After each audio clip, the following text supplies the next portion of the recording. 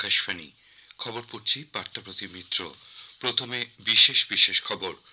প্রধানমন্ত্রী নরেন্দ্র মোদী আজ মহারাষ্ট্র ও ছত্তিশগড় সফর করবেন।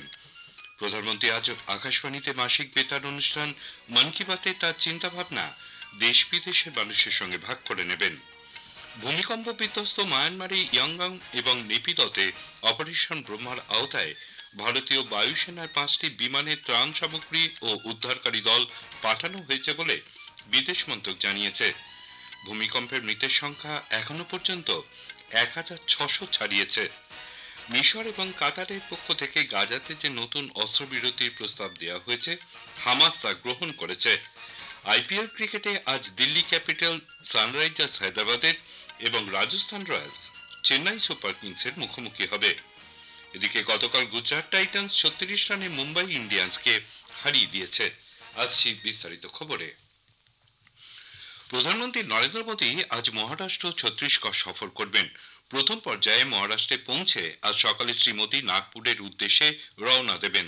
তিনি শ্রুতি মন্দির দর্শন করবেন এবং রাষ্ট্রীয় স্বয়ংসেবক সংঘের প্রতিষ্ঠাতা ডক্টর কেশব হেডগাওয়ার এবং মাধবরাও গোয়ালকারের গুরুজির মূর্তিতে পুষ্পার্ঘ অর্পণ করবেন।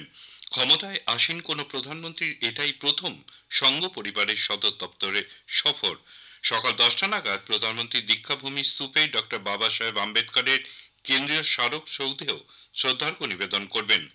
নাগপুরের হিঙ্গনা রোডে মাধব নেত্রালয় প্রিমিয়ার সেন্টারের শিলান্যাস ছাড়াও এক জনসভায় ভাষণ দেবেন তিনি। শ্রী মোদী এছাড়াও সোলার ডিফেন্স অ্যান্ড এরোস্পেসের এক অনুষ্ঠানে যোগ দেবেন। অপরাহ্নে প্রধানমন্ত্রী ছত্তিশগড়ে বিলাসপুর যাবেন। আদিবাসী অধ্যুষিত অঞ্চলের বিদ্যুৎ, রেল, সড়ক সহ 33,700 কোটি টাকার বেশি একাধিক উন্নয়নমূলক প্রকল্পের শিলান্যাস ও উদ্বোধন করবেন তিনি। পরে এক জনসভায় অংশ নেবেন। ছত্তিশগড়ে 29টি জেলায় 130টি পিএম শ্রী বিদ্যালয়ের সূচনাও করবেন। পাশাপাশি প্রধানমন্ত্রী আবাস যোজনার 3 লক্ষ সুবিধা প্রাপকের গৃহপ্রবেশ অনুষ্ঠানে অংশ নেবার কথা রয়েছে প্রধানমন্ত্রী। কেন্দ্রীয় স্বরাষ্ট্রমন্ত্রী অমিত শাহ আজ পাটনায় একটি রাজ্য স্তরের সমবায় সম্মেলনের উদ্বোধন করবেন। আন্তর্জাতিক সমবায় বর্ষের অংশ হিসেবে পাটনার বাপু সভাঘরে আয়োজিত রাজ্য স্তরের এই সম্মেলনে দেশের বিভিন্ন স্থান থেকে সমবায় সমিতি, এফপিও, প্যাক্স ও ব্যাপার মণ্ডলের 7,000-এরও বেশি প্রতিনিধি উপস্থিত থাকবেন বলে আশা করা হচ্ছে। কেন্দ্রীয় সমবায় মন্ত্রী 800 কোটি টাকারও বেশি মূল্যের বিভিন্ন উন্নয়নমূলক কর্মসূচি ও প্রকল্পের সূচনা ও উদ্বোধন করবেন। একটি জনসভায়ও তিনি ভাষণ দেবেন। পরে আসন্ন বিহার বিধানসভা নির্বাচনকে সামনে রেখে জোটের শরিকদের সঙ্গেও শ্রী শাহ আজ এনডিএ নেতাদের সঙ্গে বৈঠক করবেন। প্রধানমন্ত্রী নরেন্দ্র মোদী আজ আকাশবাণীতে মাসিক বেতার অনুষ্ঠান মন কি বাতের 120তম পর্বে দেশ বিদেশের মানুষের সঙ্গে তার চিন্তা ভাবনা ভাগ করে নেবেন। বেলা 11টা থেকে আকাশবাণী সবকটি প্রচার তরঙ্গ, দূরদর্শনের সব channel, AIR news website, news on AIR mobile অ্যাপে সম্প্রচারিত হবে। আকাশবাণী সংবাদ, দূরদর্শন সংবাদ, প্রধানমন্ত্রীর দপ্তর এবং তথ্য সম্প্রচার মন্ত্রকের ইউটিউব চ্যানেলেও মন কি বাতের লাইভ স্ট্রিমিং হবে। মূল অনুষ্ঠানটির ঠিক পরেই আঞ্চলিক ভাষায় এর তর্জমা সম্প্রচারিত হবে। ভূমিকম্প বিধ্বস্ত মায়ানমারে ইয়াঙ্গং এবং নেপিদতে অপারেশন ব্রহ্মার আওতায় ভারতীয় বায়ুসেনার 5টি বিমানে ত্রাণ সামগ্রী ও উদ্ধারকারী দল পাঠানো হয়েছে বলে বিদেশ মন্ত্রক জানিয়েছে। 2টি C-17 বিমানে 60টি প্যারাফিল্ড অ্যাম্বুলেন্স, 2টি C-130 বিমানে জাতীয় বিপর্যয় মোকাবিলা বাহিনীর দল এবং 10 টন ত্রাণ সামগ্রী পাঠানো হয়েছে। ভূমিকম্পের পর বিমানবন্দর সম্পূর্ণরূপে কার্যকর না হলেও ভারতই প্রথম দেশ হিসেবে সেখানকার রাজধানীতে উদ্ধারকারী দল পাঠিয়েছে। এনডিআরএফ এর দলটি আজ প্রথম উদ্ধারকারী দল হিসেবে মান্ডালায় পৌঁছবে। বিমান এবং নৌবাহিনীর মাধ্যমে মোট 137 টন সাহায্য পাঠানো হয়েছে বলে সূত্রে খবর। এর আগে গতকাল নতুন দিল্লিতে বিদেশ মন্ত্রকের মুখপাত্র রণদীপ জয়সওয়াল সংবাদ মাধ্যমকে জানান, নেপিদতে গত সন্ধ্যায় প্রথম C-130 বিমানে 15 টন ত্রাণ সামগ্রী পাঠানো হয়েছিল। We launched Operation Brahma, the first aircraft carrying 15 tons of relief material. It reached Yangon. Our ambassador was there to receive the relief material, and thereafter he handed it over to the Chief Minister of Yangon. These 15 tons of material comprise tents, blankets, essential medicines, tarpaulin, sleeping bags, gensets, solar lamps, food packets, kitchen sets, etc.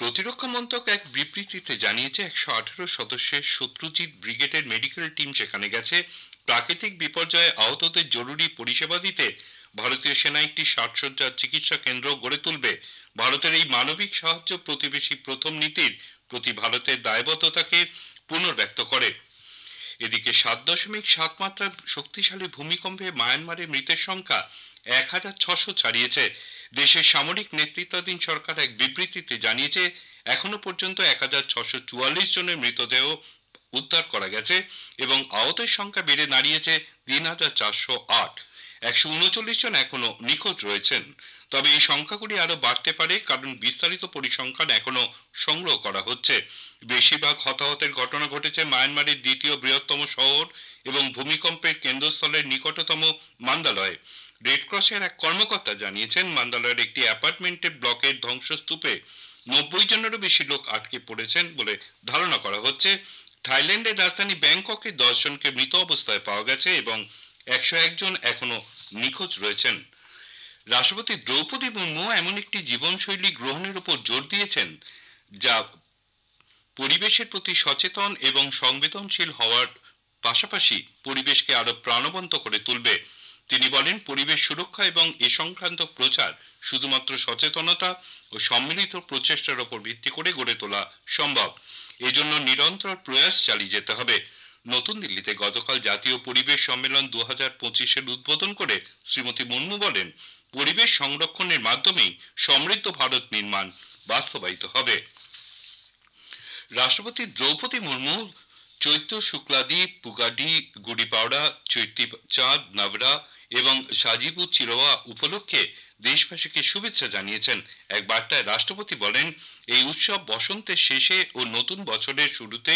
উদযাপন করা হয় কেন্দ্রীয় ওষুধ নিয়ন্ত্রণ সংস্থা CDSCO এ রাজ্যে দুটি সংস্থা সহ গোটা দেশের একাধিক সংস্থার 104টি ব্র্যান্ডের ওষুধকে গুণগতভাবে অনুপযুক্ত বা not for standard quality drugs বলে চিহ্নিত করেছে এছাড়া রাজ্যের সেন্ট্রাল ল্যাবের 27টি রাজ্য ড্রাগ ল্যাবের একটি করে ওষুধ গুণমান পরীক্ষায় অনুত্তীর্ণ হয়েছে সিডিএসওর এই নিয়ে 4 দফায় 497টি ওষুধকে গুণগতভাবে অনুপযুক্ত চিহ্নিত করলো এই তালিকায় রক্তচাপ ও জ্বর কমানোর মতন সাধারণ অসুখ থেকে শুরু করে খিচুড়ি ভিটামিন সি এর ঘাটতি থেকে খাদ্যনালীর সমস্যা সংক্রান্ত চিকিৎসা পক্সের টিকা বহুল প্রচলিত অ্যান্টিবায়োটিক এমনকি লিভারের অসুখ স্ত্রীরোগ ব্যবহৃত হওয়া ওষুধ রয়েছে এদিকে এই কেন্দ্রীয় সংস্থা জলাতঙ্কে জাল টিকা চিহ্নিত করায় দেশ জুড়ে আতঙ্ক ছড়িয়েছে এই খবর শুনছেন আকাশবাণী থেকে